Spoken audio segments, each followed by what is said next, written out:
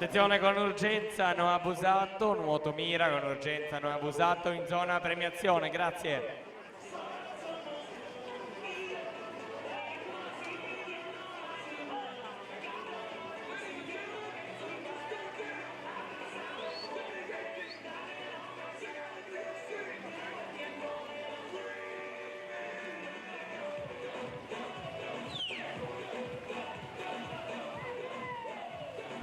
Allora proseguiamo con le premiazioni, prossima premiazione è quella dei 100 metri farfalle esordienti a maschi, consegna le medaglie l'assessore allo sport del comune di Treviso Silvia Nizzetto, che consegna la medaglia di bronzo per il suo terzo posto per i colori del nuoto mira col tempo di 1:11:23, Noah Busatto.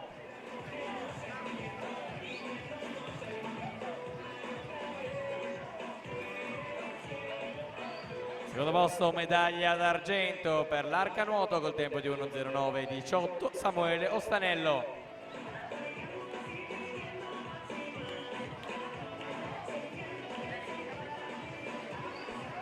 Il primo posto vince la medaglia d'oro per i colori del centro nuoto rosa col tempo di 1:08:75, Elia Simeoni.